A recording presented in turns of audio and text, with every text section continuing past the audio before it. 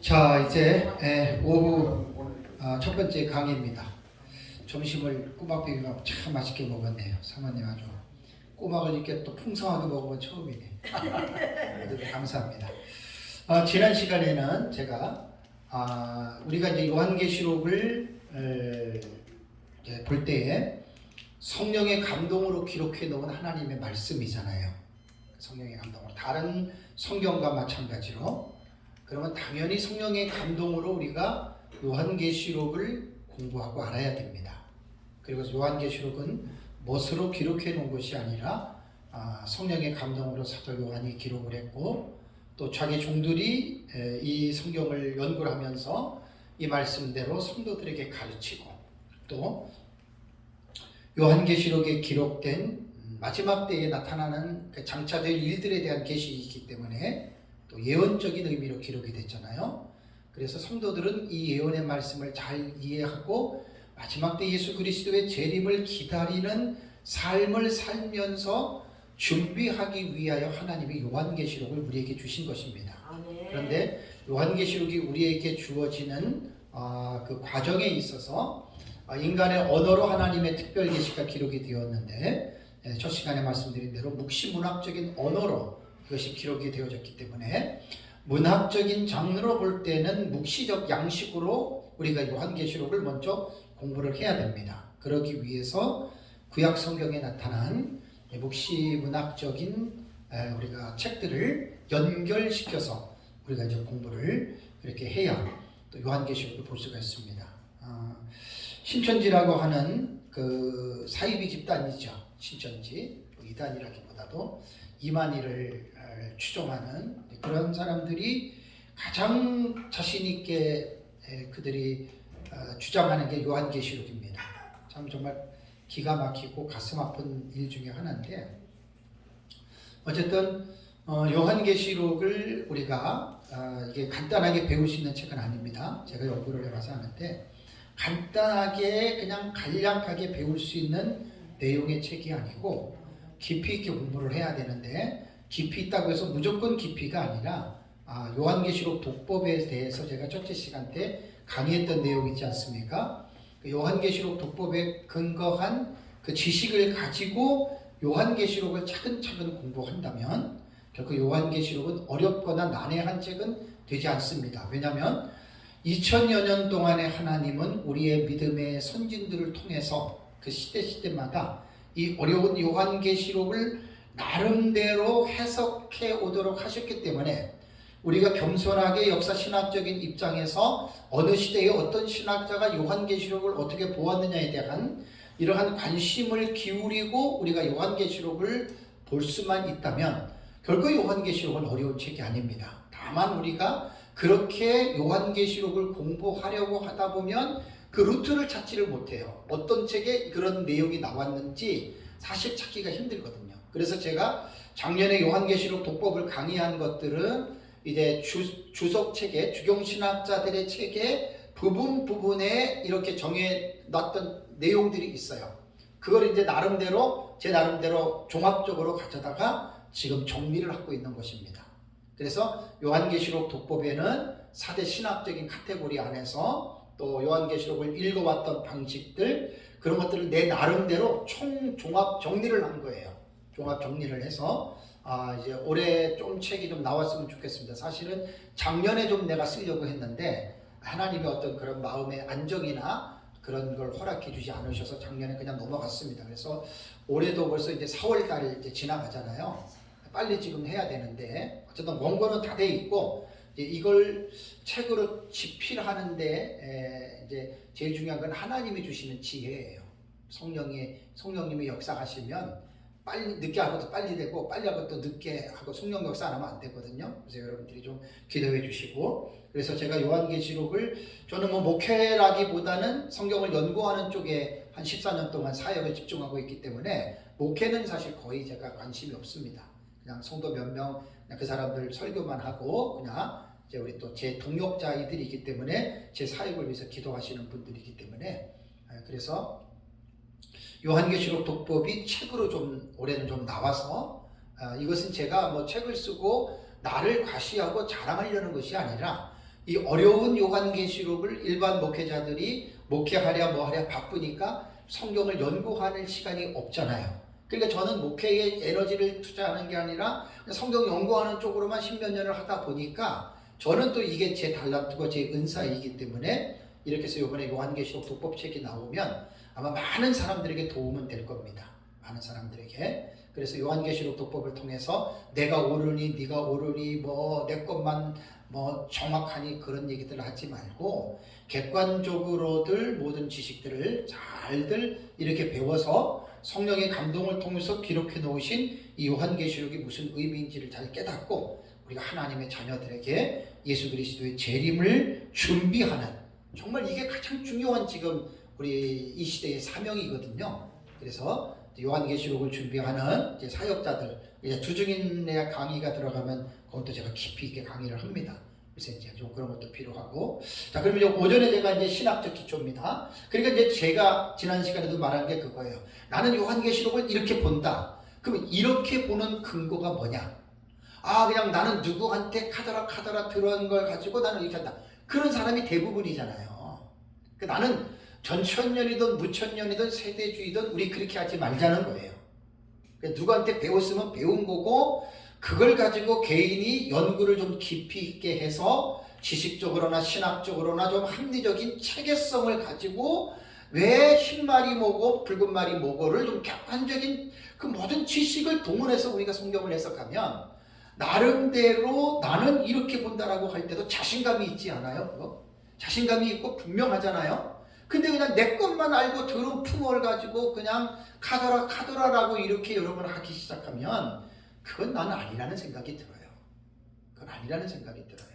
그래서 제가 이제 요한계시록 독법은 이번에 책을 좀 내게 되면 아마 많은 분들한테 아마 상당한 도움은 될 겁니다. 그래서 이제 도움이 되고, 독법은 전천년이 오르냐 무천년이 오르냐 세대주의가 오르냐 후천년이 오르냐 그런 걸 따지는 책이 아니라 2000년 동안에 교회들이 어떻게 요한계시록을 읽어왔느냐, 그래서 그런 지식을 가지고 나는 이렇게 본다, 그걸 이제 지난 시간에 설명을 하고. 그렇다면 요한계시록은 독립적으로 읽혀지는 책이 아니에요. 통일성을 가지고 창세기부터 전 성경 66권의 맥락을 따라서 요한계시록을 해석하지 않으면 그건 요한계시록을 잘못 보는 겁니다. 그래서 그렇다면 우리가 보는 요한계시록은 요한계시록만 가지고는 해석이 안 되니까 그럼 신학적 기초가 뭐냐? 그래서 제가 이제 지난 시간 마지막 시간에 이거를 이야기하면서 우리는 다니엘서 9장 24절과 27절에 한 일회에 대한 해석이 있잖아요. 그래서 한 일회라고 하는 이 신학적 기초가 어디서 나왔냐면 다니엘서 9장 24절에서 27절에 나오는 71회의 계시에서 나온 용어입니다. 그래서 이제 내가 이제 이 얘기만 하면 꼭 나도 모르게 자동적으로 반사적으로 나오는 말이 있어요. 무천년에 속해 있는 사람들은 한일에 70일에 이렇게 얘기를 하면 7년 얘기를 하면 아 그거는 세대주의야 라고 몰아붙인단 말이에요. 그러면 이 확실히 없는 전천년주의자들은 여기서 주눅이 들어요. 그러면 나는 세대주의. 원래는 세대주의는 우리 입장 전천년이나 무천년 입장에서 세대주의의 개념은 좋은 개념은 아닙니다. 문제가 많고 아주 그 안 좋은 인식이 많기 때문에 역사적 전천년을 따르는 우리 보러 한일에 70일에 얘기한다고 세대주의라고 그러면 주눅이 드는데 나는 그러지 말자는 이야기예요. 왜냐하면 주눅이 들게끔 공격하는 무천년주의 그 사람이 무식한 사람이란 말이에요. 그렇다면 무식하다라고 하는 말이 조금 기분이 상하기는 하지만 제가 그 이유를 설명을 하겠습니다. 왜 무식한지, 왜 지식이 모자른지에 대해서 설명을 하겠습니다. 자, 세대주의는 19세기에 출현한 거예요. 영국의 존 넬슨 다비가 19세기에 세대주의 신학, 세대주의 종말론이라고 하는 종말론을 정립하기 위해서 세대주의 신학이 만들어진 거예요. 그러니까 세대주의는 19세기 출발한 거예요. 그럼 역사적 전천년은 언젠가? 역사적 전천년이 제일 오래입니다. 초대 교부들부터입니다. 역사적 전천년이. 그래서 역사적 전천년의 족보를 한번 해볼까요? 자, 사도 요한이 있어요. 사도 요한의 직제자가 제가 알기로는 2명이거든요. 폴리카파고 그 다음에 누구죠? 파피아스. 예, 파피아스예요. 그리고 폴리갑과 파피아스의 동시대에 살았던 사람이 누구냐면 순교자 저스틴입니다. 이 사람들 다 전천년주의자들이라는 말이에요. 폴리캅의 제자가 누구냐면은 이레네우스입니다. 이레네우스와 동시대에 사역했던 사람이 터툴리아누스인가요? 네, 터툴리아누스예요. 터툴리아누스, 게르툴리아누스라고도 천주교계 때 무슨 이야기라고. 이레네우스의 직제자가 누구냐면 히폴리투스입니다. 히폴리투스와 동시대에서 조금 떨어지는 사람이 누구냐면은 락틴티우스입니다. 이 사람들 유명한 초대 교부들이에요. 그리고 파피아스와 저스틴 시대에 또 한 사람이 누구냐면은 그 누구라 그랬죠? 또 한 사람이 있어요. 강의할 때 얘기를 했는데 그 교부 누군가? 자, 이 사람들만 해도 벌써 몇 명입니까? 7명이잖아요. 더 돼요. 그러니까 이 사람들이 정말 유명한 교부들이거든요. 그러니까 이 사람들이 종말론에 있어서는 이 사람들이 역사적 전천년의 신학을 가지고 있었던 초대 교부들이에요. 2세기, 3세기에 있었던 유명한 교부지 않습니까? 이 사람들이. 그러니까 이 사람들이 역사적 전천년의 시조란 말이에요. 세대주의는 19세기라니까요. 그러니까 이러한 역사적인 기본적인 지식과 배경들을 가지고 종말론을 좀 객관적인 공부들을 좀 하셔야 돼요.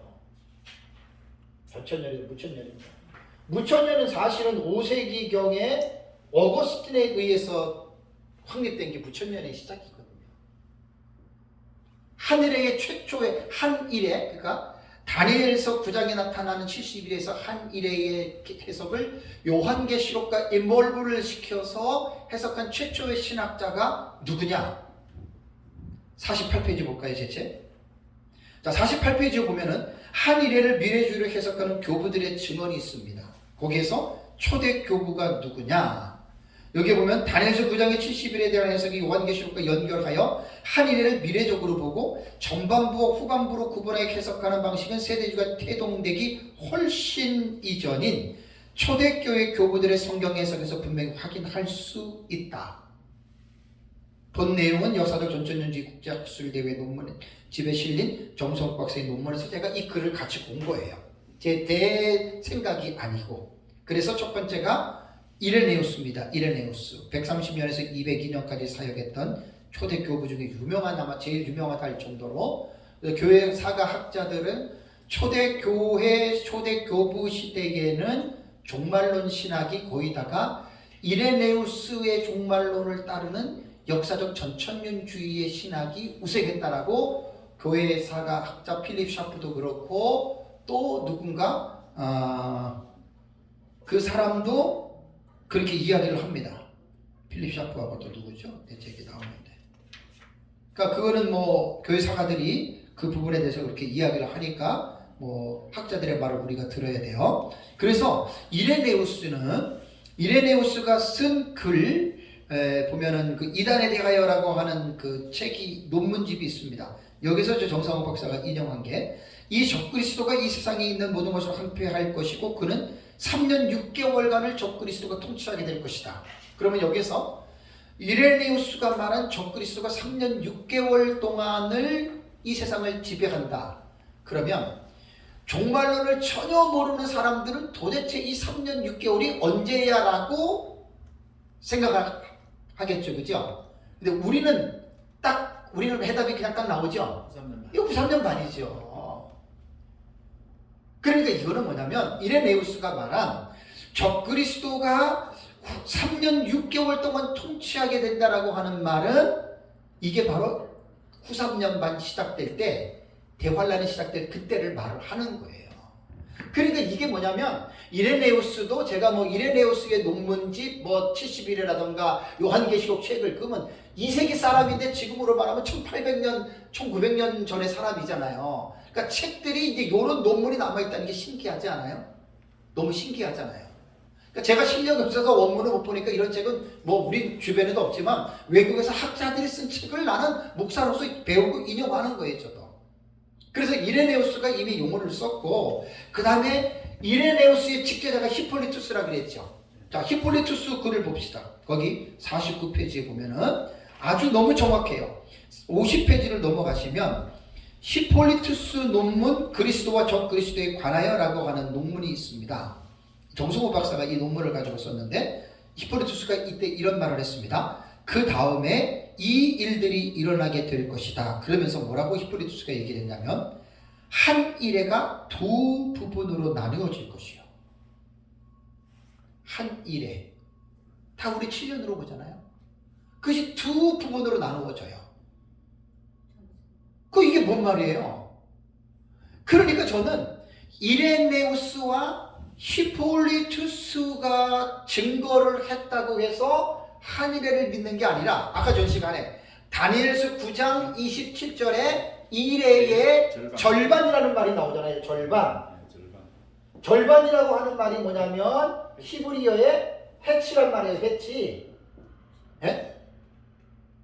한 일회의 믿을 중간을 말을 하는 거예요. 그러니까 한 일회가 있으면 절반은 딱 중간 지점이니까 한 일회에 전반부가 있고 후반부가 있다. 이 말 아니겠습니까? 근데 이거는 이레네우스와 히폴리투스 말 이전에 이미 다니엘서 본문에 이 내용이 있다는 이야기예요. 아멘. 그러니까 저는 제가 한 30년 가까이 무천년으로 있다가 한 10년 전에 전천년 민 목사님 만나서 참 좋은 스승을 만나서 저는 이렇게 된 거지 내 실력으로 된 거 아닙니다. 저는. 그래서 그걸 배우면서 순간적으로도 저도 상당히 좀 혼란이 된 것이 많았어요. 왜냐하면 전혀 안 믿다가 갑자기 전천년을 믿으려니까 이게 힘들잖아요. 그래서 저는 연구를 더 한 거예요. 저는 그냥 누구한테 카더라 그래서 그냥 그대로 믿는 것이 아니라 그러면 나는 베레아 교인들처럼 확인을 해야 돼요. 그래서 내가 책을 보고 연구하고 계속 지금도 연구하고 있잖아요. 아멘. 그러다 보니까 이러한 것들을 찾을 때에 내 안에 확신이 확 들어온 거예요. 아멘. 제가 만약에 이런 확신이 없었다면 이거 종말론 이거 10년 해가지고 이런 강의 이거 책 이런 거 못 씁니다. 쓸 수 없습니다. 이런 거. 계속 제가 연구를 하면서 이런 부분에서 성경적인 확증이 제가 들어온 거예요. 성경적인 확증. 그리고 역사적으로 이제 우리 믿음의 선진들이 역사신학적인 입장에 볼 때 전천년설을 이어받은 이런 부분들을 제가 봤기 때문에 제 나름대로의 이 전천년설의 확신을 가지고 여러분 제가 하고 있다라고 하는 말입니다. 그러니까 한 일회의 최초의 해석자는 세대주의 답이 아닙니다. 참 무식한 사람들이에요. 그거 아니에요. 초대교회 교부들이 이렇게 봤다. 그러면 초대교회 교부들이 다 이렇게 봤냐? 아니, 다 본 거 아니에요. 소수예요, 소수. 근데 이런 사람들을 통해서 계속해서 제자의 제자를 통해서 이렇게 내려온 것이고 무천년은 5세기에 어거스틴에 의해서 요한계시록을 다 상징의 기법으로 본 게 그게 무천년 해석입니다. 그러니까 피차에 서로가 달라도 뭐라 할 필요가 없다니까요. 서로 싸울 필요 없어요. 인정해주고 존중해주면 돼요. 아멘. 그래야지 교회가 평안 안에 든든함에 속할 수 있다라고 하는 말입니다. 그렇다면 이제 48페이지하고 50페이지를 볼까요? 요건 지금 제가 얘기를 했고 82페이지를 보겠습니다. 82페이지. 제 책 82페이지에서 83페이지를 보면은 간격이론 아까 얘기를 했죠. 그죠? 간격이론 갭 시오리 82페이지에서 83페이지 나오지 않습니까? 83페이지의 5째 줄 보시면 간격이론을 주장한 최초의 신학자는 초대교부 이레네우스와 그의 제자 히폴리투스다.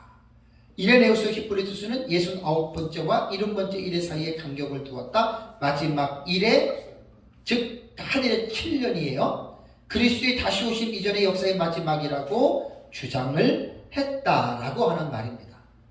그래서 우리가 요한계시록을 다니엘서 71회와 연결해서 우리가 한 일회의 해석법을 가지고 다니엘에 기록한 한 일회를 7년을 우리는 계시록 6장에서 19장에 약 44가지의 사건이 일어나는 것을 해석한다라고 하는 것은 민 목사님이 말한 게 아니고 초대교회 교부들이 그들부터 이 해석법이 시작이 된 거예요. 그렇다면 이레네우스와 히폴리투스가 6장과 19장의 뭐 44가지 사건 그런 건 내가 다른 책에서 본 적은 없어요. 사건이 몇 가지 나온다는 본 적이 없고 제가 연구하면서 그건 제가 이제 정리를 한 거예요. 그러면 6장에서 19장까지 나온 것이 한 일에 이루어지는 것이다 라고 이제 못을 박은 사람은 없어요. 솔직한 얘기로. 그 민 목사님이 이제 제가 배우면서 거기서 이제 말을 했고, 그리고 또 다른 분들의 책들을 이렇게 보면은 정확하게 못 박지는 않았지만 종말적인 해석은 그렇게 해석하는 것이 여러분 당연지사입니다. 그래서 이제 이런 부분들이 이제 학문적으로나 이렇게 확립이 되어지지 않았기 때문에 제 나름대로 이제 연구를 하면서 이제 그런 것들을 찾으려고 그래요, 제가. 왜냐면 서로가 성령이 하나이기 때문에 시대를 초월해서 성령은 진리를 똑같이 가르쳐 주잖아요. 감동을 똑같이 주잖아요. 그래서 이제 그러한 동지들을 제가 이제 신앙의 선진들의 책들을 통해서 제가 찾아가지고 이제 그런 새를 한마디로 제가 또 이렇게 규합을 하는 거예요. 왜냐면 아무도 얘기를 안 하는데 민 목사님만 그랬다. 여러분 그 문제가 있는 거예요. 안 그래요? 아무도 안 그랬는데 민 목사님만 그랬다. 그 문제가 있는 거예요. 그래서 제가 이제 책을 보다 보니까 민 목사님이 보던 견해와 같이 비슷하게 보는 사람들이 지금 우리가 책을 안 봐서 그렇지 많아요. 거기서 제가 기쁨을 느낀 겁니다. 만약에 민 목사님한테 제가 배웠던 이 내용이 전천년주의자들 아무리 봐도 그 말이 없다. 이거 민 목사님밖에 없다. 그렇다면 여러분 문제가 있는 거예요. 그거는. 여러분 100% 문제 있습니다. 근데 제가 본 걸로는 많은 책을 안 봤어도 볼 때마다 민 목사님하고 비슷하게 보는 부분들 많아요. 14만 4천 그거요. 두중인으로 보는 사람들 있어요, 학자들. 있어요. 그러니까 저는 그럴 때 제가 더 힘이 생기는 거예요. 그런데 좀 이따 제가 이제 하겠지만은 이 6장부터 19장까지는 한 일회를 투 사이클입니다. 투 사이클. 이거 호크마에 나와요. 그 민 목사님 그런 얘기 안 했잖아요. 2번 걸쳐서 이런 얘기 안 했잖아요. 제가 그려놓고 발견한 거잖아요. 근데 호크마에 나와요. 2번의 순환 주기로. 순환 주기로 나와요. 그게 사이클이에요. 제가 얼마나 마음이 기쁘겠어요. 진짜 다른 사람은 하나도 얘기 안 했는데 민 목사님 이런 문제가 돼요. 그 다음에 첫째 부활이죠. 첫째 부활. 첫째 부활도 또 마운스 책에 나오잖아요. 그 찾아냈어요. 그 우리가 진리의 길을 갈 때는 다른 사람은 그렇게 안 보는데 나만 본다? 오직 나만 그렇게 본다? 이거는요 분명히 문제 있습니다. 이단과 사이비들이 항상 그러잖아요. 자기만 알고 있는 거예요. 그런 건 위험한 겁니다. 그래서 제가 지금도 계속해서 책을 보는 이유는 우리가 보고 있는 관점과 같은 관점 아니면 비슷한 관점으로 보는 신학자들이 누구인가, 그리고 이들은 왜 이렇게 보는가를 저는 보는 거예요. 그러면서 제가 이제 앞으로 제가 써야 될 책에는 이제 그 순서가 도치가 되잖아요. 그죠? 그 이유를 제가 이제 설명하는 거예요. 잘하면 다음 시간에 이제 그거 하나 6장의 의미를 말할 때 들어보면 여러분들 이거 말해주면 그 기가 막힌 거예요. 그걸 우리가 만들어내지 않으면 이건 우스꽝스러운 게 돼요. 저 도표 만들어 놓은 게. 근데 그걸 내가 말을 지금 사이사이를 지금 이어나가는 그걸 하는 거예요. 이걸 왜 그러냐면 무천년주의자들의 책을 보니까 사실 전천년주의자들보다도 무천년주의자들이 주회가 훨씬 더 방대하고 깊어요. 나는 전천년주의자로서 무천년주의자들 보면서 부럽더라고요. 물론 전천년주의자들도 로버트 마운스라던가 그 다음에 누구죠? 로버트 마운스하고 그 뚜건 잭슨 있어요. 당신이 딱 얘기를 해줘야 돼요. 제가 웃긴 얘기 해줄게요. 우리 그 5학년짜리 애가 있는데 이제 3학년 때 뭐라 그러냐면 사모님은 뭐 하는 사람이니? 그러니까 사모님은 목사님이 어이 그러면은 탁탁 해주고 목사님이 그거 뭐지요? 그러면은 대답해 주는 게 사모님이래. 그러니까 이제 제가 조금 이제 나이가 들어가면서 조금 기억력이 감퇴하면 제 아내가 저보다 젊으니까 탁 하면 얘기가 나와. 그랜트 오스본이 그랜트 오스본. 네. 그랜트 오스본하고 로버트 마운스. 그래서 내가 딱 하면 이거 뭐지요? 그러면 제 아내가 딱 얘기를 해주거든요. 그리고 그 초등학교 애가 그렇게 되는 거야. 아, 사모는 목사님이 뭐 목마르다고 물 떠다주고 목사님이 그게 뭐지요? 그러면 아 이건 이거라고 그게 이제 사모님으로 걔는 생각을 하고 있었던 거예요. 그래서 지금도 이제 그랜트 오스본 생각이 났어요. 그러니까 로버트 마운스와 그랜트 오스본은 전천년주의자들 중에 주경학자로서 유명한 사람들입니다. 부흥과 개혁사에서 그 책을 출간했어요. 부흥과 개혁사 사장이 백금산 목사님이 무천년주의자거든요. 근데 지금은 무천년주의자가 아니고 절충주의라 그래요. 종합적 해석법이에요. 거의 다 박유서부터 거의 다 그렇게 갑니다.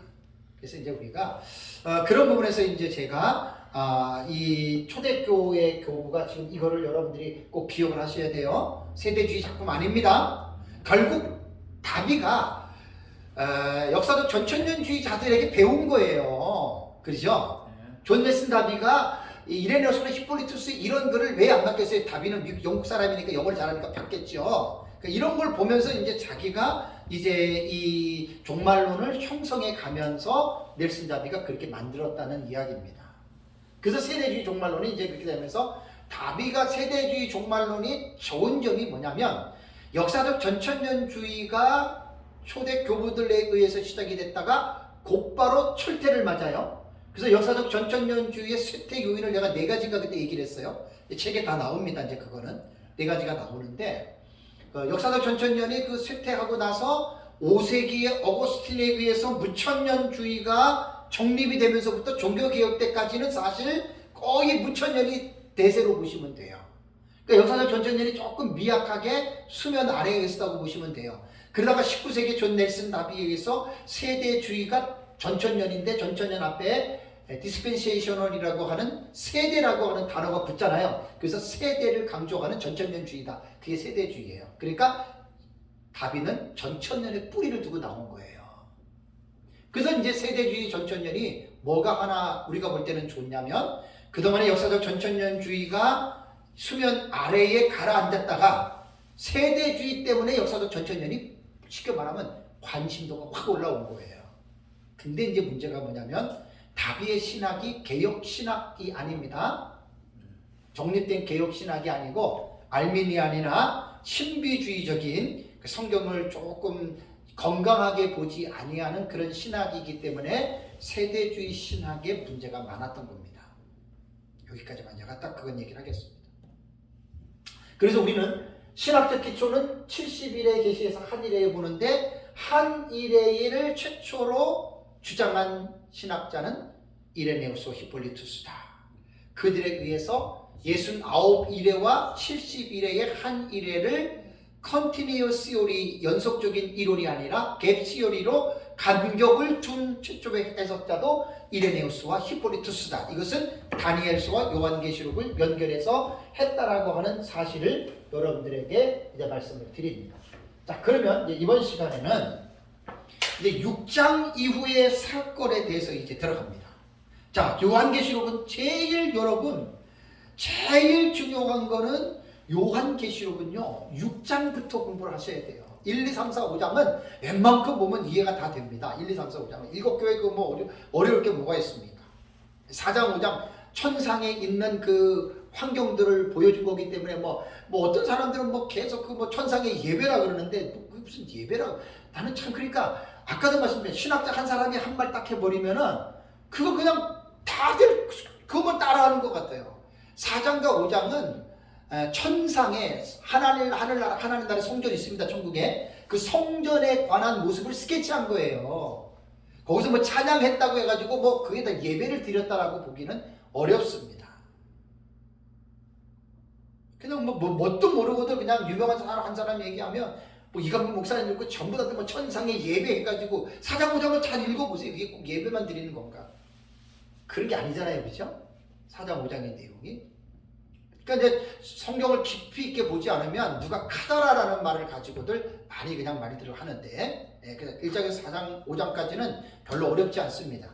쉽게 읽으면 상황이 이해가 되는데 6장부터가 어려운데 326페이지를 보겠습니다. 제 책 326페이지. 아까 이제 제가 총론계시 말씀드렸잖아요. 그래서 제가 326페이지는 이제 요한계시록 6장이 들어가는 장이거든요. 주에. 여기서 주에 들어가기 전에 첫 번째 제가 집어넣은 것이 이제 327페이지에 총론계시와 연결계시와 연관계시에 대한 이 부분을 이해를 해야 요한계시록은 충분히 우리가 깨달을 수 있다라고 말을 했습니다. 자, 그렇다면 6장 이후에요. 6장 이후부터 22장까지 보면 성경이 기록될 때 장과 절이 있었습니까? 없었습니까? 없었습니다. 장과 절은 구약이든 신약이든 장과 절은 없었습니다. 성경이 기록될 때. 제가 그때 작년인가 그런 말 한번 했었죠. 제가 요한계시록을 지금 우리 형식상 구조 기록된 대로 이거를 제가 내용상 구조로 책을 한번 편집한다 그랬죠. 그죠? 편집 다 해놨어요, 제가. 그래서 내가 작년에 3월달인가 4월달에 제가 그때 한번 강의하면서 내가 뭐 해준다 그랬잖아요. 근데 이제 어디에 이제 그 파일을 수백 개 파일이 있어요, 저는. 그래서 막 너무 많아가지고 지금 막 내가 헷갈려가지고. 그래가지고 이제 봤더니 그때 내가 금방 해가지고 요거를 연대기로 있죠. 제가 딱 편집을 해놨어요. 그거를. 6장 이후부터. 네, 거기 딱 해놨어요. 그래서 요번에 이제 제가 한누리를 영화계 도표 거기다 실으려고 그래요. 그거를. 그걸 제가 이제 딱 연대기로, 왜냐면 책이 그 순서로 나가니까. 그 순서로 나가니까 요한계시록 6장부터 22장까지를 간단해요. 뭐 저 같은 경우는 하도 연구를 했기 때문에 그냥 복사해가지고 착착착 붙여놓으면은 그냥 내가 다 해. 저걸 딱 갖다 붙이면 돼요. 예, 그럼요. 예, 저거 그대로 된 거예요. 예, 저걸 그렇죠. 저걸 그대로 해가지고 요한계시록 6장부터 20장까지 제가 편집을 해놓은 거예요. 6장부터 19장까지를. 예, 그 쉽죠. 그러니까 요번에 제가 한눈에 보는 요한계시록 도표 책이 이제 그렇게 나온단 말이에요. 그러니까 이제 형식상 구조로 써놓고 그다음에 내가 그것을 이제 작년에 다 해놨더라고요. 그래서 내가 그때 한번 내가 나눠드린다고 했는데 그죠? 그 나눠드리는 거 쉽습니다. 그냥 파일로 보시면 되고 그래서 책으로도 다 나오니까. 그래서 이 6장부터 22장까지 장과 절을 보면 안 돼요. 어떤 분들 그런 분들이 있어요. 봐라, 이거는 7장에서 마치고 8장 가고 이거는 9장 21절에서 끝나고 뭐 이렇게들 얘기를 하는데 그렇게 보면 안 됩니다. 요한계시록은 문맥의 덩어리로 봐야 돼요. 첫째 인, 둘째 인, 셋째 인. 어떤 거는 장에 우리가 사람이 만들어 놓은 거예요. 장가절은 그걸 넘어가는 경우도 있잖아요. 그 넘어가는 거는 장가절에 관심을 가지면 안 된다니까요. 그 넘어가는 걸로 봐야 되는 거예요. 그래가지고 이 6장부터 22장까지는 장가절로 보면 안 되고 사건 덩어리로 봐야 돼요. 그래서 6장부터 22장까지가 51가지 사건이고 6장에서 19장까지가 44가지 사건이라고 그랬잖아요. 요거를 이렇게 생각합니다. 자, 퍼즐을 써요. 퍼즐을 맞춰요. 퍼즐을 맞히는데 조각이 44개가 있다 생각해 보세요. 그럼 44가지 조각을 어떻게 해요? 제자리에 퍼즐을 꼽아놔야 나중에 어떻게 되죠? 완성된 그림이 보이잖아요. 똑같은 거예요. 그러니까 6장부터 19장까지 44가지의 사건을 어떻게 하나의 완성된 스토리로 그거를 볼 수 있느냐, 연대기적으로 볼 수 있느냐, 이게 관건이에요. 근데 이거는 여러분 저한테 한 30-40권의 주석책이 있는데 그런 것 이렇게 한 책은 제가 한 번도 못 봤어요. 한 번도 제가 못 봤어요. 하나의 완성된 그림이에요. 이렇게. 물론 부천년 핸드릭스 같은 경우는 7가지의 단계로 그냥 초림부터 재림까지 쭉쭉쭉 이렇게 병행적으로 해놨기는 했지만 우리가 보는 관점에서 이렇게 모든 사건들을 이렇게 보기가 힘들어요. 물론 세대주의 도표 저한테 있어요. 외국에서 나온 거. 지난번에 내가 강의할 때 보여줬죠. 예, 쭉 순서대는 거, 그죠? 예, 그것도 그거지만 우리처럼 병행적 계시를 통해 가지고 저렇게 도표로 한눈에 보도록 한 거는 사실 거의 없습니다. 전체적으로 보는 거는 결코 쉽지 않습니다. 파트로 말하는 거는 여러분 쉬워요. 파트로. 이는 이렇고 낙파는 이렇고 대접은 이렇고 파트는 쉽게 말할 수 있어요. 누구나. 근데 6장부터 22장까지 전체를 저렇게 저거 1장부터 다 했잖아요. 1장부터. 그죠? 민 목사님이 파트로 한 걸 제가 종합적으로 정리를 한 건데 종합적으로 볼 수, 그래서 제목이 한눈에 보는 요한계시록 도표잖아. 한눈에 딱 다 보잖아요. 요한계시록. 그러니까 저건 결코 쉬운 게 아니에요. 그래서 이번에 제가 쓰는 책이 한눈에 보는 요한계시록 도표 해설입니다. 저 책은 일반 성도들도 보기 쉽게끔 제가 쉽게 쓰려고 그래요. 두껍게 안 써요. 그냥 두껍게 써가지고 정말 힘들고 일반 성도들도 볼 수 있을 정도로. 그래서 이제 요한계시록 주의 책하고 이번에 쓰는 도표 해설하고 저기 도표 두 권만 있으면 요한계시록을 어느 정도 이제는 쉽게 이해할 수 있는 아마 그런 계기가 될 겁니다. 그래서 327페이지에 보면은 6장 이후의 사건을 볼 때에 우선 자 먼저 이거부터 얘기를 할게요. 제 목차를 한번 보세요. 목차. 자, 책 앞에 보시면 목차가 나오죠. 차례를 보시면 1부가 70일에 계시고 2부가 요한계시록 주해인데 여는 글에 형식상으로 보는 방법과 내용상으로 보는 방법과 한글에 보는 요한계시록 도표로 서론적으로 요한계시록을 쓴 거예요. 그 다음에 이제 현재가 보이죠. 현재. 자, 현재 해가지고 1장부터 쭉 해가지고 5장 끝나면 6장 들어가기 전에 미래 있죠. 그죠? 네. 그러니까 요한계시록을 현재적인 관점과 미래적인 관점으로 제가 책을 구분했습니다. 책을 좀 보실 수 있는 분들은 제 책 딱 이 목차만 봐도 이거는 다른 책하고 다르네라는 말이 나옵니다. 그죠? 왜 나오냐면 제가 가지고 있는 요한계시록 주의 책들을 다 보면 거의 다가 장으로 해놨습니다. 1장, 2장, 3장, 4장, 5장, 6장 이렇게 70% 80%가 그렇습니다. 데이비드 아우네이의 WBC 주석은 이 순서만 해도 몇십 장 나옵니다. 차례만 해도 아주 세분화시켰습니다. 저도 그렇게 세분화시키면 충분히 시킵니다. 다음번엔 좀 생각 중이에요. 요거 이제 주의 책은 내가 썼는데, 근데 제 책의 특징이 뭐냐면 6장부터가 특징입니다. 6장 1절에 보면은 1봉경이 나오죠. 그죠? 그 다음에서 6장 1절에 17절, 그 다음에 총론계시 나오고, 6장 쓰고, 그 다음에 이제 첫째 길에서 6장 1절 17절 쓰고, 그 다음에 그 밑에 제1 막간계시 7장 1절에서 17절 있죠. 그죠?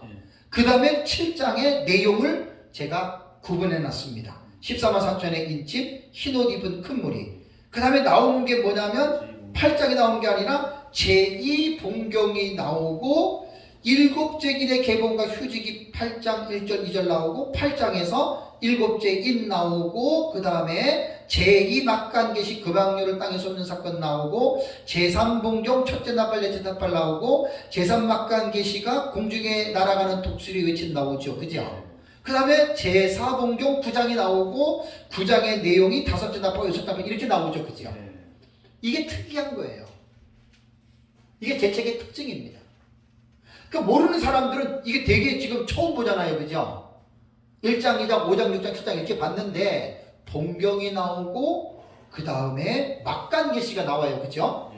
그래서 쭉 뒤로 가시면은 이제 7막간계시가 17장, 18장, 19장 그 다음에 이 10봉경이 20장 1절에서 12장 나오고, 그 다음에 9페이지 가면은 제11봉경이 이제 21장 1절에서 22장 1절에서 21절까지 이렇게 나오잖아요. 그죠? 이게 제 책의 특징입니다. 차례. 그러니까 계시록을 깊이 있게 연구하신 분들은 제 책의 차례를 딱 보면 이 책은 조금 다른 책하고는 구성이 달라요. 봉경과 삽경으로 책을 썼구나 이렇게 봅니다. 근데 모르시는 분들은 이게 뭐야 이게 뭐 이렇게 했어? 복잡하게. 이게 여러분 복잡한 게 아닙니다. 이게 복잡한 게 아니라 장과 절을 무시하고 제가 강조하는 내용상 구조에서 그 사건들을 중심으로 여러분 이렇게 한 거예요. 지금 이게. 그러니까 차례가 다르잖아요. 그죠? 차례가. 자, 그래서 6장 이후의 사건을 보는 관점은요. 6장 이후의 사건을 보는 관점에서는 장과 절에 이제 얽매이지 마시고 사건으로 보셔야 됩니다. 사건으로. 첫째 인의 사건, 둘째 인의 사건, 뭐 몇 장이니 몇 장이니 그런 거 보지 마시고 원래 성경이 기록될 때 다시 말씀드리면 장과절 없이 썼어요. 그냥 두루마리 하나에 그냥. 그러니까 여러분 제가 형식상 그 부족할 때 다 했잖아요. 제 책에 보면 그대로 나와요. 장과절 없이 사건만 쭉 나요. 그렇게 보는 거예요. 이렇게 성경은 그렇게 봐야 돼요.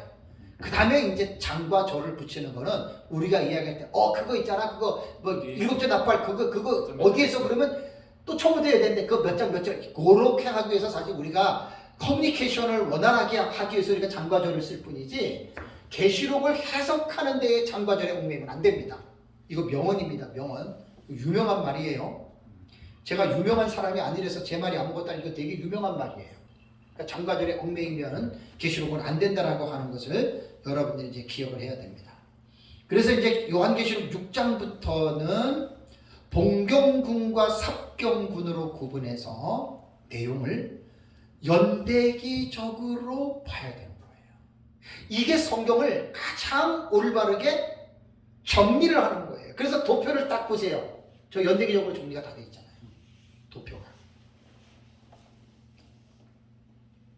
그래서 책 뒤에 나오는 컬러풀하게 쓴 도표를 책 뒤에 있는 거를 딱 보면은 이제 전체적으로 요한계시록을 한눈에 볼 수 있도록 그걸 제가 우리 민 목사님한테 배운 거 종합적으로 제가 정리를 제가 이제 했습니다. 그래서 제가 이제 지금 요한계시록 독법을 마치고 지금 제가 강의하고 있는 내용은 바로 이러한 차원에서 이제 우리는 이 성경을 계시록을 이렇게 보는데 뭐 누가 이렇게 봐서 그렇다는 게 아니라 그만큼 신학적으로나 또 지식적으로나 제가 기본적인 것들을 다 지금 기초해서 또 그런 근거를 가지고 지금 이제 성경을 보고 있다라고 하는 사실을 여러분들이 아시면 되겠습니다. 자, 그렇다면 이제 이 6장 이후부터의 제일 중요한 거는 왜 이렇게 사건이 뒤죽박죽인가?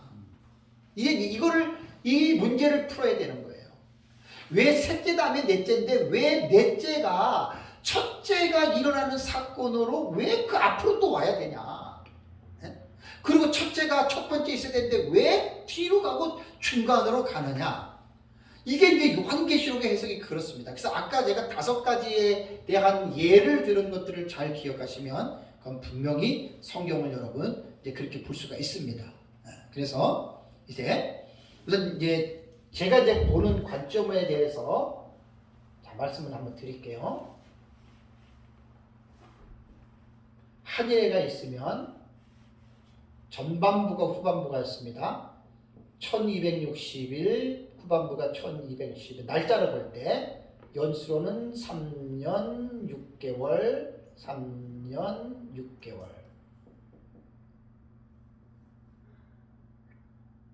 전반부에 3년 6개월 전반부에 1260일 후반부에 1260일 후반부에 3년 6개월 이게 성경에 나와요.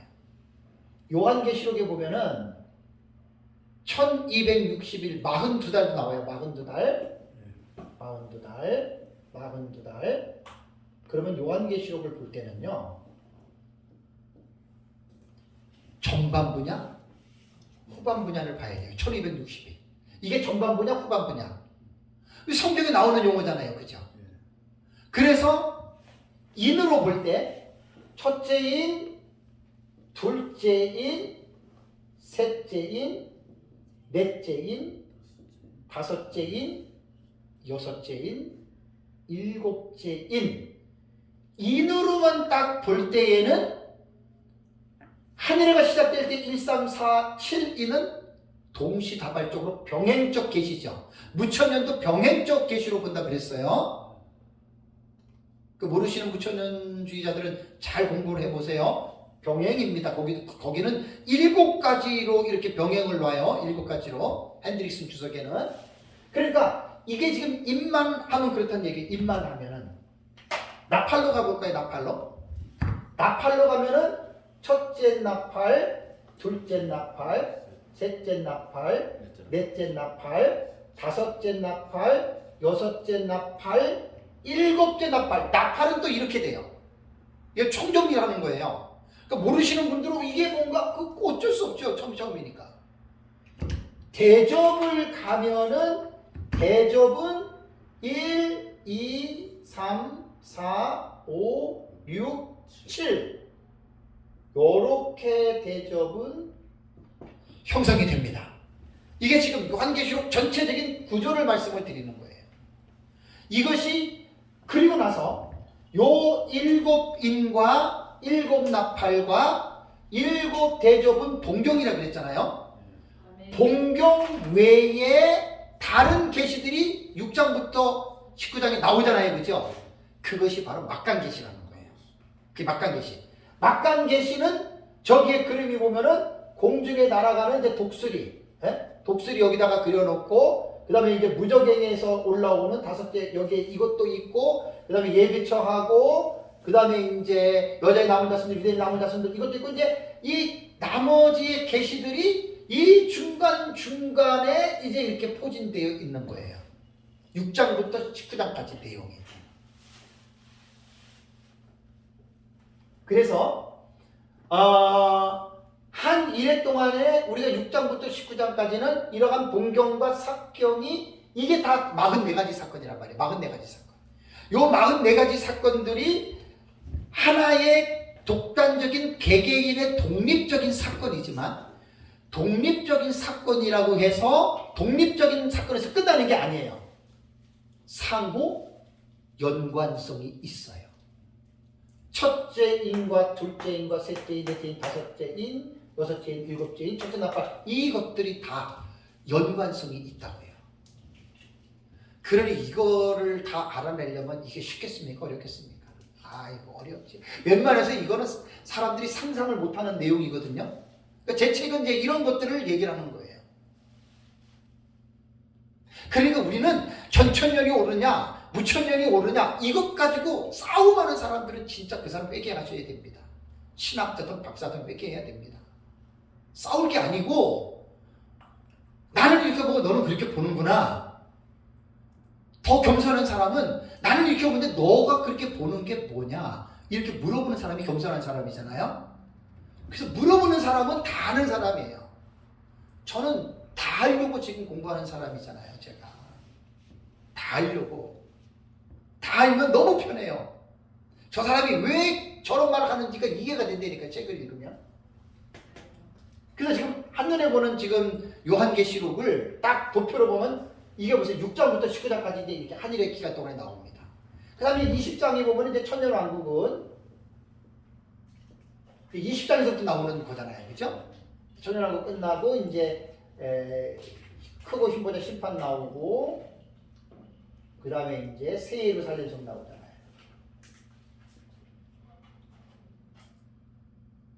이게 이제 요한계시록을 6장 이후부터 보는 이제 전체적인 이제 이러한 내용입니다. 그렇다면 영어에서 해답을 다 해놨어요. 해답을.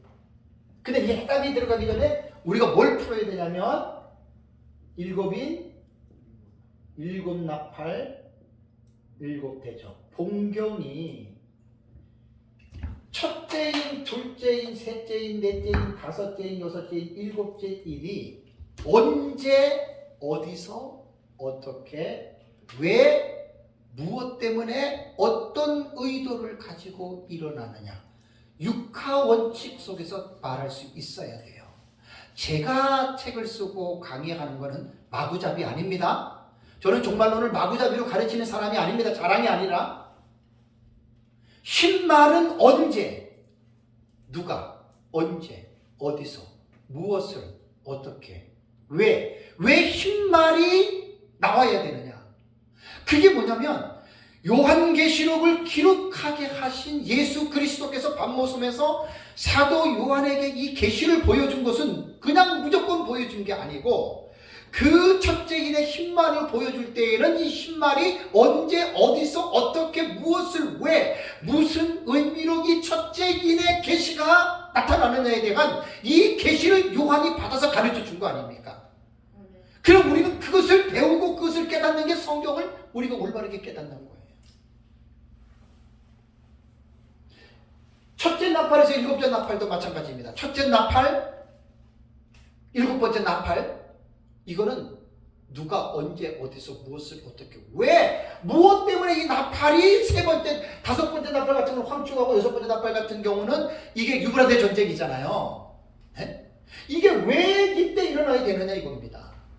그러니까 성경 해석은 마구잡이로 무조건 기분대로 감정대로 해석을 하는 게 아니라 주경신학, 역사신학, 실천신학, 조직신학, 성경적인 전체적인 지식을 가지고 성경을 해석하는 것이 그것이 합리적으로 성경을 해석하는 거예요. 요한계시록을 가르치는 분들 제가 수도 없이 들어보면 이런 기본적인 지식들을 무시하고 그냥 카더라로 그냥 배워가지고 카더라로 해석하고 카더라로 설교를 하니까 아는 사람이 들 때 되게 불편한 거예요. 육하 원칙도 무시해버리고 어떤 사람 막 그냥 막 계시록 설교하는데 막 그냥 막 찬양하고 막 뜨겁게 하는데 들어보니까 알맹이가 하나도 없어요. 막 자기 혼자 흥분해가지고 막 찬양하고 막 아이고 또 그걸 또 사람들이 은혜를 받고 있네. 참 정말 기가 막힙니다. 기가 막혀. 가르치는 사람이 요한계시록의 책에 대한 전체적인 이해를 못하면 설교 그거 하는 거 뻔한 거예요. 설교하는 자기 자신도 몰라요. 어떤 사람 뭐 누구라고 얘기는 하지만 신학자들 책을 보면 외국 서적 수백 권을 가지고 했는데 내가 볼 때는 야, 이 사람이 도대체 이거 자기가 이해한 지식이 뭐가 있겠나 할 정도예요. 외국 서적을 갖다가 번역을 했는데 내가 딱 볼 때는 여러분 그 남의 거를 가지고 우리가 인용하는 건 좋아요. 그죠? 나쁜 건 아니에요. 근데 자기가 이해를 하고 해야 될 거 아니에요. 자기가 이해도 하지 못하고 쓰는 경우들이 있을 수 있어요. 논문식으로. 그런 것들은 제가 볼 때는 아닙니다. 도대체 이 첫째인, 둘째인, 셋째인, 넷째인, 나팔, 대접이 무엇을 말하는지 그게 벌써 석이거든요. 우리가 성경을 해석할 때는 기본적인 석입니다. 원문을 들어가서 원문을 이제 언어 단어적인 의미, 사전적 의미를 보고 그 다음에 이제 문장론이라고 구문론으로 성경을 봐야 되는데 저는 구문론을 볼 수 있는 실력은 없어요. 그래서 제가 배우는 거예요. 제가 원어 멘토한테 전화하고 주경학자들의 책을 보고 그 제 책에 그런 걸 조금씩 집어넣잖아요. 성경 해석은 마구잡이로 하는 거 아닙니다. 그런 것들이 되고 그 다음에 그 성경을 해석할 때는 칼빈이 말한 대로 성령의 감동과 조명을 받지 않으면 안 돼요. 여러분 제가 10년 동안 지금 사역을 하면서 저거 그냥 기도 없이 사역한 거 아닙니다. 제가 강의 준비하고 책을 쓸 때 얼마나 많이 기도하는지 자랑을 내는 게 아니라 기도하면서 성령의 영감과 조명을 통해서 다 지금 나오는 겁니다, 여러분. 그래서 성경 해석은 그냥 자기 기분대로 해석하는 게 아니에요. 그러니까 우습게 성경을 읽어놓고 우스운 말만 하게 되는 거예요. 사실 목사님들의 설교가 결국 가볍고 쉬운 게 아닙니다. 어떤 사람은 설교를 되게 쉽게 생각해요. 원어도 무시해버리고 역사도 무시해버리고 그냥 성경 읽고 기도하고 뭐 성령이 감동하면 한다. 여러분 그런 설교는 누구나 할 수 있는 설교입니다. 잘 생각해 보세요. 일반 성도들도 할 수 있는 설교들을 현직 목회자들이 얼마나 설교를 많이 하는지 몰라요. 그래도 내가 설교학은 전공 안 했지만 가슴 아픈 게 뭐냐면 목사님들이 큰 교회도 그렇고요. 설교가 간증적인 설교들이 대부분이에요. 성경 읽어놓고 자기가 경험한 거를 성도들에게 설교를 하는 거예요. 여러분 설교는 그거 아닙니다. 성경을 풀어서 해석해 주는 게 설교입니다. 성경을 풀어서 해석하려면 주의 설교가 원형입니다. 근데 주의 설교가 쉽습니까? 주의 설교 들어보기도 힘들어요. 하도 어려워서. 왜냐하면 서기를 못하잖아요. 원문을 아예 안 보잖아요.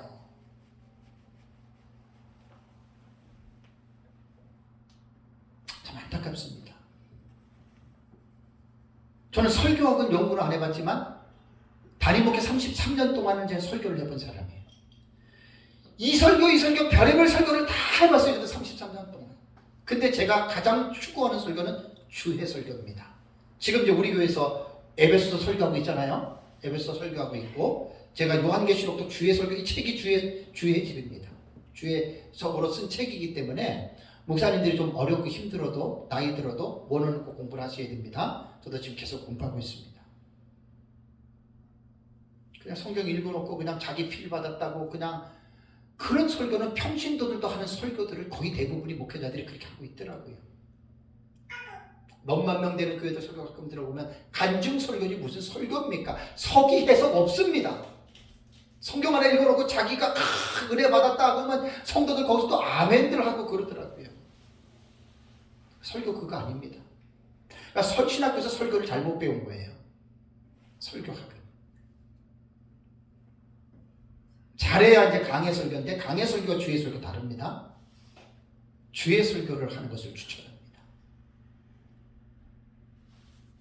그래서 요한계시록을 6장 이후부터 19장까지의 44가지의 사건을 제가 총정리로 딱 제 책에 이제 책 뒤에 도표를 보면 딱 나오는 게 이게 바로 그 내용이에요. 그 내용. 아까도 말씀드렸지만 이거요. 46장부터 19장까지 44가지 사건을 다 알아야 됩니다. 샅샅이 다 알아야 됩니다. 그래야 정리를 탁탁탁탁 하는 거예요. 거기서 한 가지 두 가지 모른다? 그럼 한 가지 두 가지를 어디다 놔야 돼요? 정확하게 다 알아야 돼요. 그렇다면 먼저 인에 대해서 먼저 기억을 하셔야 됩니다. 요 인. 요 인의 계시가 6장에 나오잖아요. 6장에. 그죠? 6장에. 6장에 인의 계시가 나오는데 첫째, 둘째, 셋째, 넷째, 다섯째, 여섯째, 일곱째 인이 딱 나오고 6장은 1절에서 17절이 끝나죠. 그리고 우리가 편리하게 말할 때 7장이라고 얘기하지만 장과 절이 없었어요. 그리고 나오는 내용이 14만 4천의 인침과 흰옷 입은 큰 무리의 환상들이 나오죠. 그러면 우리는 여기서 뭘 봐야 되냐면 사건과 사건의 연계성을 봐야 되고 또 7시리즈면은 7시리즈가 끝나면서 다음 시리즈로 연결되는 과정의 그 맥을 이을 줄 알아야 돼요. 이건 진짜 쉬운 게 아니에요. 그죠? 이게 성경에 안 나오잖아요. 이거를 우리가 찾아내야 되는 거예요. 자, 인, 여섯째 인까지에 대한 내용을 여러분들이 딱 보시면 알겠지만 한 일회의 기간 동안에 6가지 인이 6장에서 딱 떨어지죠. 그죠? 그러면 6번째 인은 누가 봐도 이것은 하나님이 이 세상을 심판하는 계시예요. 심판해요. 그리고 6번째 인이 딱 끝나고 7장으로 넘어가면 7번째 인이 안 나와요. 2가지의 다른 사건이 나오죠. 14만 4천과 흰옷 입은 큰 무리가 나오죠. 그거는 본경이 아니죠. 삽경이죠. 그래서 제 책을 보면은 6장을 들어갈 때는 제1 본경이라고 해놓고 7장을 들어보면은 제1 막간 계시라고 써놨습니다. 좀 죄송한 얘기지만 제 책은 기본적인 지식이 없으면 제 책을 봐도 몰라요. 제가 원당에서 어떤 목사님한테 제 책을 한번 기프트 했거든요.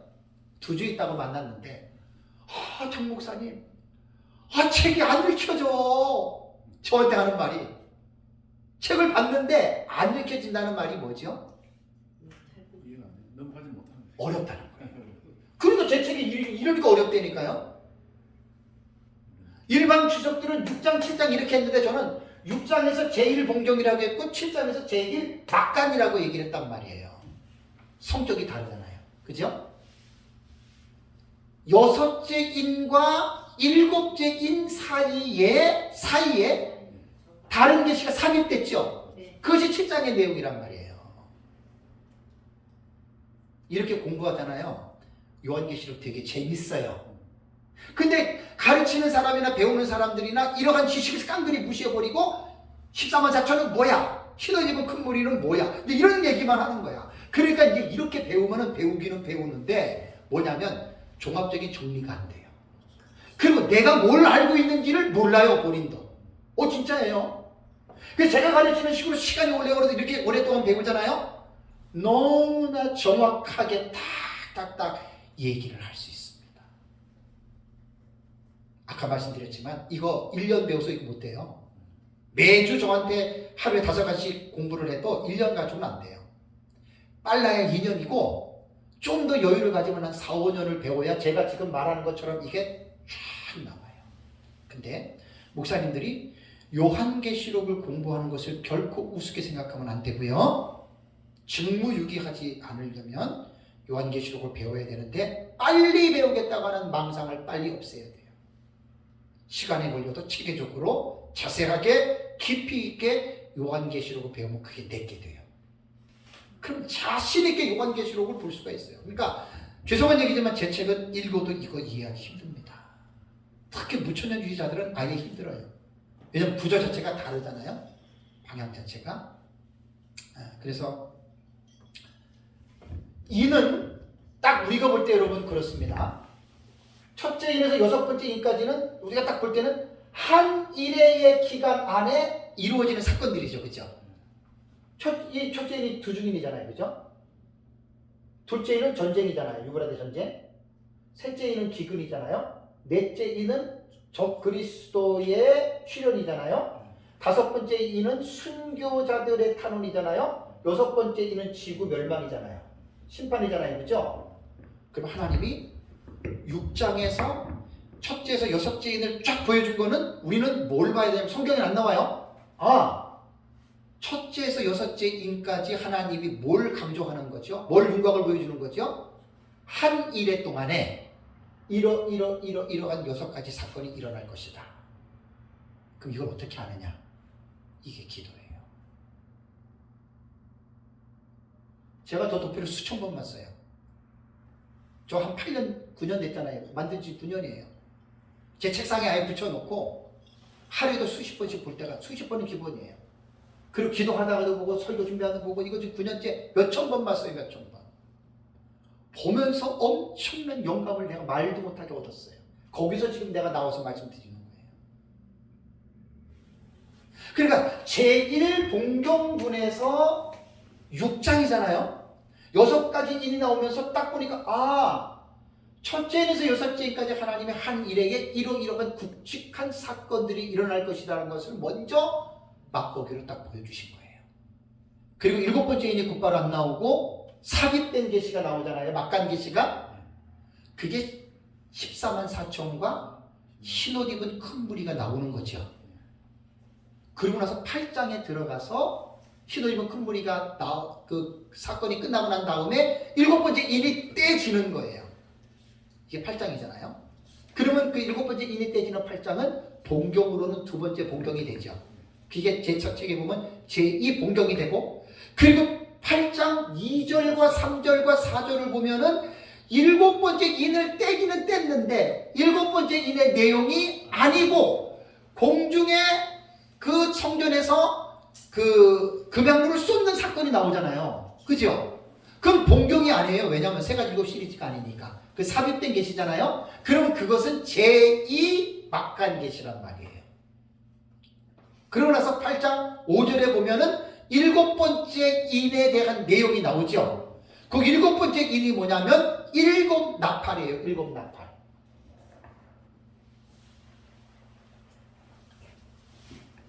자 보세요. 인의 계시를 볼 때 첫째 인, 둘째 인, 셋째 인, 넷째 인, 다섯째 인, 여섯째 인, 일곱 번째 인이 나오잖아요. 이게 다 두중인, 전쟁, 기근, 적그리스도 다 내용이 나오는데 일곱 번째 인을 딱 보니까 일곱 번째 인에는 뭐가 없다 그랬어요?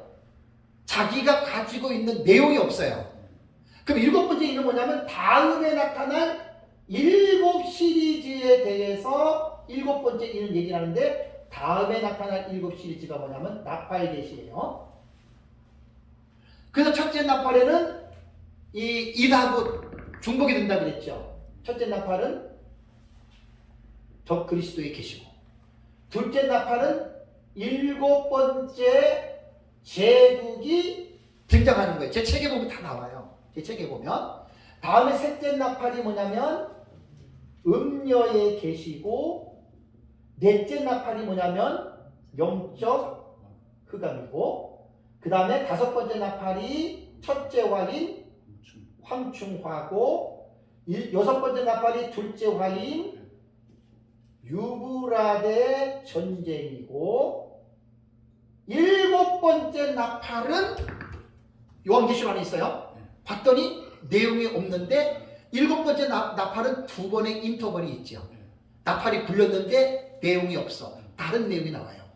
그리고 다른 내용 삽입계시가 쭉 나오다가 또 7번째 나팔이 이게 뭐냐면 11장 15절 이후에 나왔다가 그 다음에 다른 삽입계시가 나오다가 15장 1절에 또 7번째 나팔이 얼굴을 빼끔 내밀었는데 본체가 안 나와요, 내용이. 그리고 또 15장 2장 4절에 불이 섞인 유리바닷가가 막간계시가 나왔다가 비로소 15장 5절에 7번째 계시가 나오니까 인터벌이 두 군데가 되는 거예요. 그 다음에 15장 8절에 보면 이제 7번째 나팔은 뭐냐? 7번째 나팔은 다음에 나타나는 7 시리즈의 내용인데 이게 바로 대접계시입니다. 대접계시. 그래서 첫 번째 대접은 악하고 독한 종기가 나고, 두 번째 대접은 바다가 피로 변하고, 세 번째 대접은 강과 물샘의 피가 되고, 네 번째 대접은 태양이 타서 죽고, 그 다음에 다섯 번째 대접은 세상이 흑암이 되고, 여섯 번째는 아마겟돈이고, 일곱 번째는 세상 심판이다. 이렇게 여러분 되는 거예요. 제가 이거는 뭐냐면 형식상 구조를 아는 사람들이 이게 나온단 말이에요. 그래서 요한계시록을 이런 기본적인 지식 없이 마구잡이로 무조건 배웠어. 무천년이건 전천년이건. 그 사람하고는 말할 그게 아니에요. 무슨 말인지 이해가 되시죠? 그냥 지 말만 옳다 그래. 그리고 지 말하고 틀리면 넌 틀린 거야. 아주 고집불통들이에요. 그러니까 사실 제가 지금 이거 지금 여러분 이게 되게 어려운 말이죠. 여러분들은 제 강의를 지금 여기서 9년, 10년째 듣고 있잖아요. 그러니까 다 지금 들었어도 지금 이제 팍팍 나오잖아요. 그죠?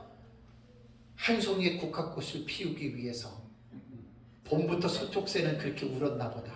하루아침에 국화꽃 피는 게 아니에요. 이게 몇 년이 걸린 거예요. 예. 로마는 하루아침에 이루어지지 않았어요. 이게 쉬운 게 아니라는 거예요. 그래서 제가 지금 강조를 하는 게 요한계시록 북법이라고 하는 지식과 그 다음에 요한계시록 안에 들어가서 형식상 구조와 내용상 구조와 그 다음에 총론계시와 연결계시와 연관계시를 알아야 이렇게 요한계시록을 기본적인 구조로 우리가 이해할 수 있다라고 하는 사실입니다. 그래서 이러한 부분에서 이러한 면에서 우리가 그것을 제대로 알지 못하면 사실 요한계시록 그래서 어려운 거예요. 달래 어려운 게 아니라. 제가 지금 결론만 얘기를 한 거예요. 결론만. 이 결론을 들어가기 위해서 많이 공부해야 됩니다. 이것도. 그죠? 이제 처음 듣는 분들은 이제 그럴듯한 것 같은데 이제 이거 이해하기가 힘들죠. 그래서 제 책을 보시면 돼요. 제 책은 아주 자세하게 이제 그런 부분에 대해서 이제 제가 자세하게 써놨습니다.